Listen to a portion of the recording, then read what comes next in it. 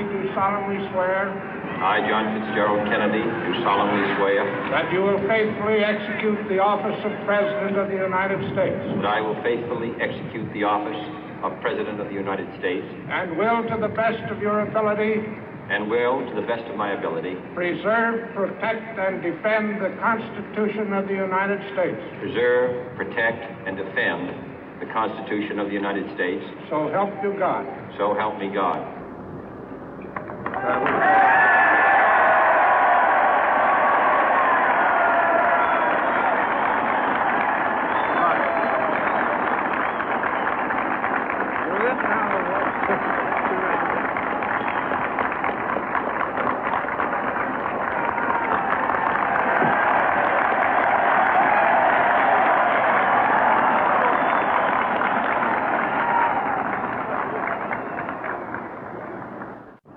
Vice President Johnson, Mr. Speaker, Mr. Chief Justice, President Eisenhower, Vice President Nixon, President Truman, Reverend clergy, fellow citizens. We observe today not a victory of party, but a celebration of freedom, symbolizing an end as well as a beginning, signifying renewal as well as change.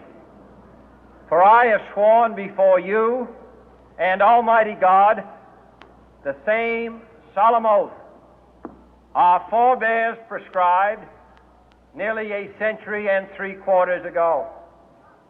The world is very different now, for man holds in his mortal hands the power to abolish all forms of human poverty and all forms of human life. And yet the same revolutionary beliefs for which our forebears fought are still at issue around the globe. The belief that the rights of man come not from the generosity of the state, but from the hand of God. We dare not forget today that we are the heirs of that first revolution. Let the word go forth from this time and place to friend and foe alike that the torch has been passed to a new generation of Americans born in this century, tempered by war, disciplined by a hard and bitter peace, proud of our ancient heritage, and unwilling to witness or permit the slow undoing of those human rights to which this nation has always been committed and to which we are committed today at home and around the world.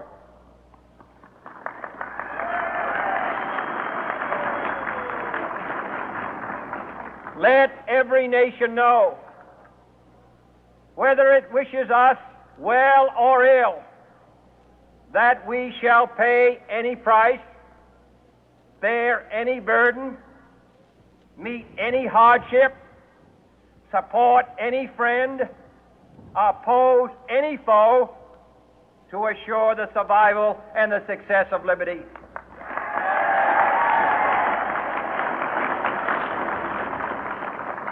This much we pledge and more. To those old allies whose cultural and spiritual origins we share, we pledge the loyalty of faithful friends. United, there is little we cannot do in a host of cooperative ventures. Divided, there is little we can do, for we dare not meet a powerful challenge at odds and split asunder. To those new states whom we welcome to the ranks of the free, we pledge our word that one form of colonial control shall not have passed away, merely to be replaced by a far more iron tyranny. We shall not always expect to find them supporting our view, but we shall always hope to find them strongly supporting their own freedom and to remember that in the past, those who foolishly sought power by riding the back of the tiger ended up inside.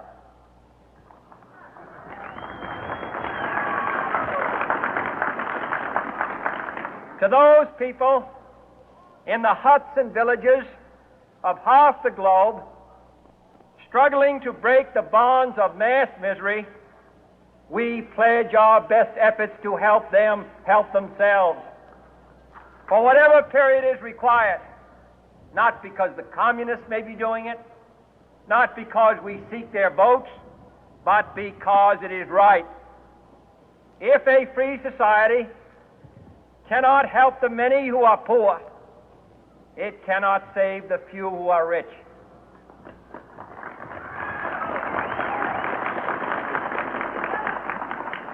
To our sister republics south of our border, we offer a special pledge to convert our good words into good deeds, in a new alliance for progress, to assist free men and free governments in casting off the chains of poverty.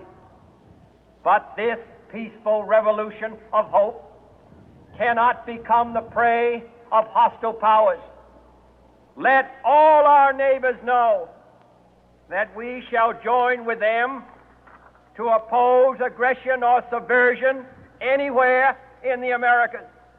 And let every other power know that this hemisphere intends to remain the master of its own house.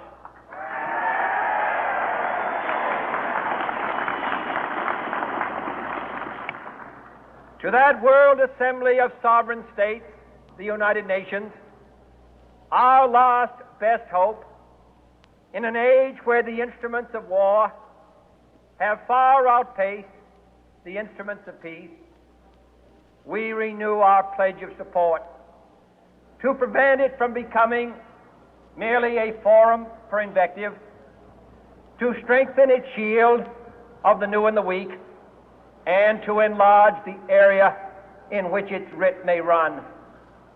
Finally, to those nations who would make themselves our adversary, we offer not a pledge, but a request that both sides begin anew the quest for peace.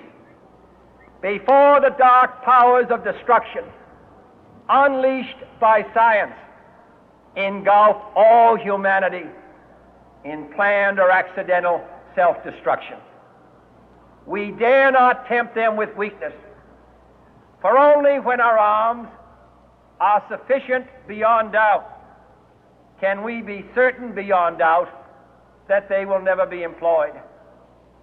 But neither can two great and powerful groups of nations take comfort from our present course, both sides overburdened by the cost of modern weapons, both rightly alarmed by the steady spread of the deadly atom, yet both racing to alter that uncertain balance of terror that stays the hand of mankind's final war.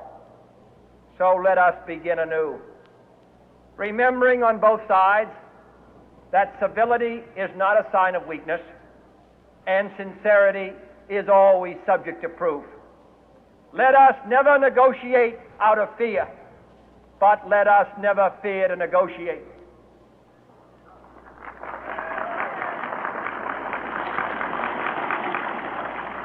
Let both sides explore what problems unite us, instead of belaboring those problems which divide us. Let both sides, for the first time, formulate serious and precise proposals for the inspection and control of arms, and bring the absolute power to destroy other nations under the absolute control of all nations.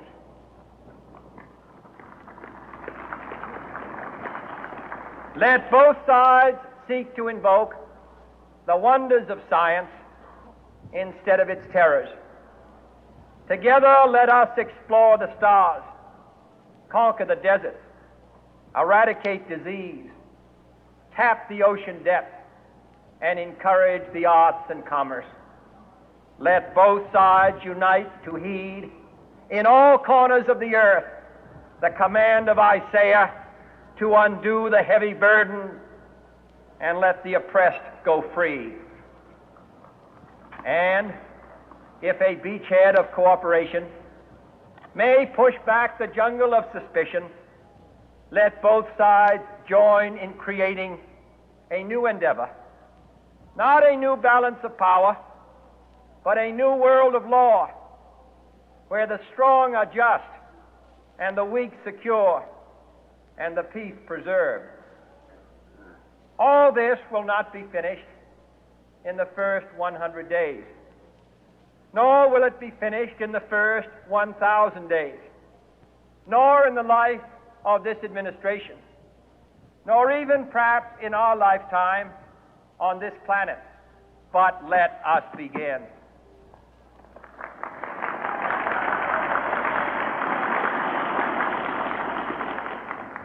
In your hands, my fellow citizens, more than mine, will rest the final success or failure of our course. Since this country was founded, each generation of Americans has been summoned to give testimony to its national loyalty. The graves of young Americans who answered the call to service surround the globe. Now the trumpet